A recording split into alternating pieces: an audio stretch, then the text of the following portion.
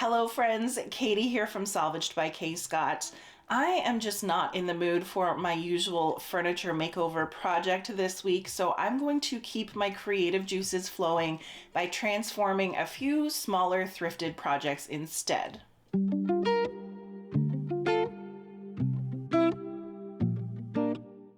For the first thrift flip, I started off with 2 of these canvases that I picked up from my thrift store on a 50% off day, so they were just $2 a piece. These actually still have the original big box store tag on the back. They're just a little ragged around the edges, and these trees are not for me.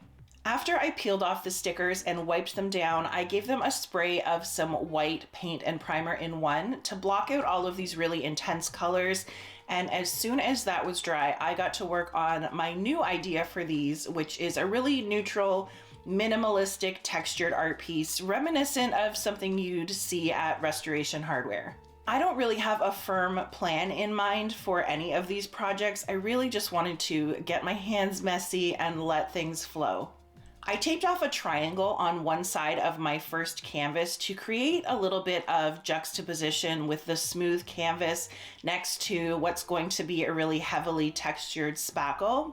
I'm actually going to be using this drywall spackle to transform all of the flips that I'm working on in this video. It's such a great, easy to use, inexpensive way to add texture to things. This one in particular goes on pink and dries white, so you can easily see when it's ready. I chose to keep all of my texture going in the same kind of downwards direction. And then on my second canvas, I did the same single direction, but this time I went all over the canvas and then went back and added a few random clumps. That's so eloquently described, but they are clumps to create some even more dimension.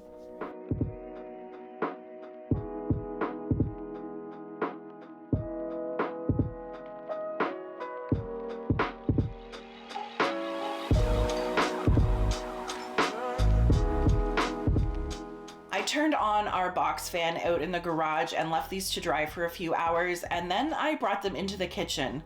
It is so cold outside. You could totally leave these as is if you wanted, but I still had a little bit of the background showing through, so I grabbed some white chalk paint. You could use whatever kind of paint you've got on these. And I brushed that over both canvases, and then I went back with some of a creamier color called Sandstone and a little bit of bronze acrylic paint just to add some more dimension and accentuate all of that texture.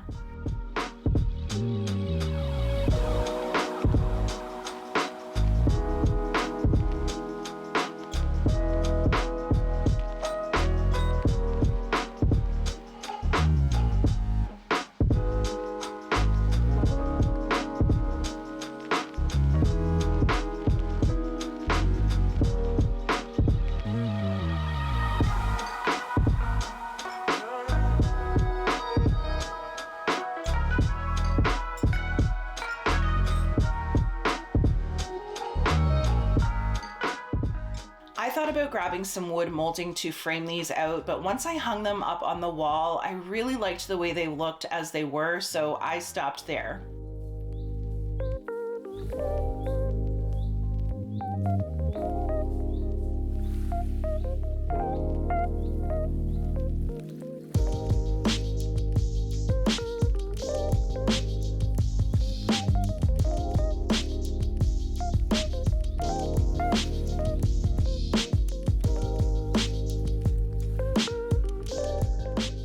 Next up for projects 2 and 3, I have this lamp that I thrifted for $6 and this fabulous pink vase that was $7, and the sticker on the bottom says it's originally from Winners. I gave both of these a quick wipe down, and then since they're both so slick, I rubbed them down with some 100 grit sandpaper just to roughen up the surface and give my spackle a little bit of texture to grip onto. Lamp first, I taped off the hardware and the cord so that I didn't make a mess, and then I scooped up some spackle in my hand and just started smearing it on. I wiped the spackle kind of horizontally on this one to create some old world pottery kind of marks and fill in the carved details on the front.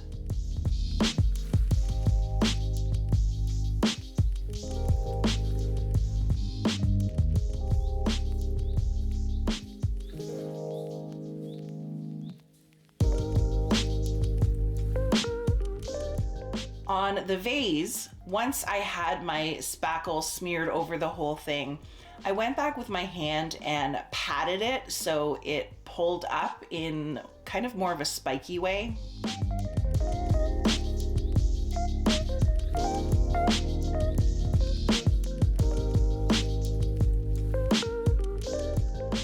Once I had both of these covered and looking the way that I wanted, again, I turned on my box fan and let them dry for a few hours and then brought them into the kitchen for paint.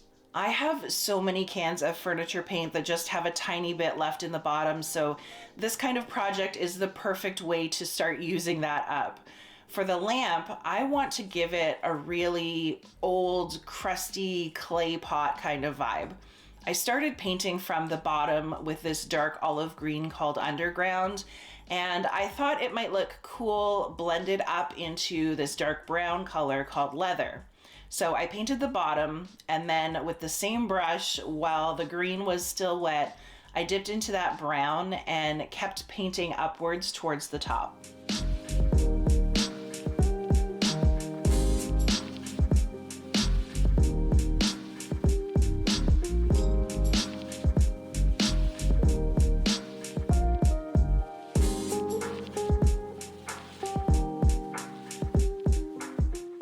I wanted to try and give the vase more of a concrete look, so I grabbed a fresh brush and started laying down a base of this cool gray called Cityscape.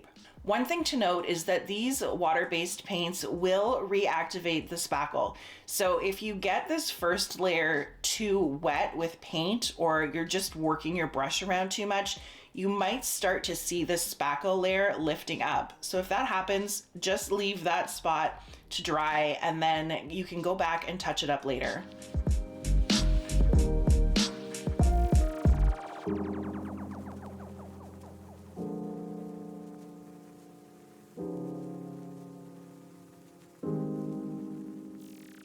This gray was looking a little bit too stark, so I dipped my brush into that light creamy sandstone color again and just started blending in patches over top of the gray.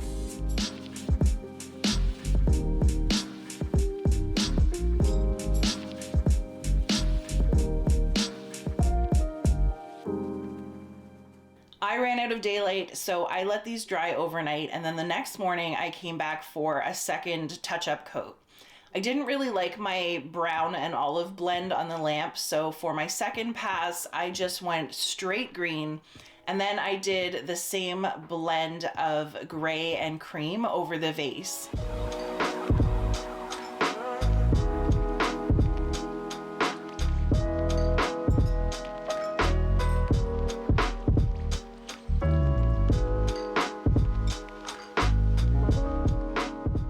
This paint dry for about 30 minutes, and then it was time to really bring these looks home.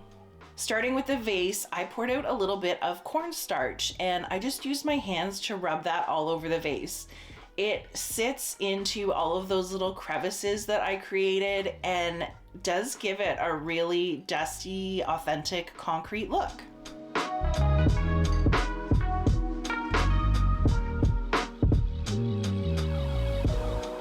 On the lamp, my crusty clay vessel, I grabbed some ground cinnamon and cloves and a little water to make that into a paste.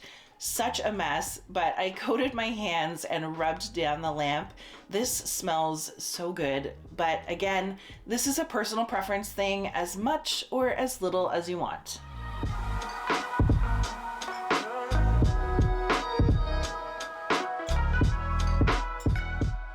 Once I was happy with my kitchen mess, I let the cinnamon paste dry for another half an hour or so, and then I grabbed another clean, dry paintbrush and just lightly dipped the end of the bristles into the tiniest bit of my green paint and dry brushed that over the cinnamon. That really makes it look like it's part of the clay and that it's been there for hundreds of years. I wanted to put a protective layer on these, so I took them back out into the garage so I could seal them up with a quick coat of some clear matte varnish.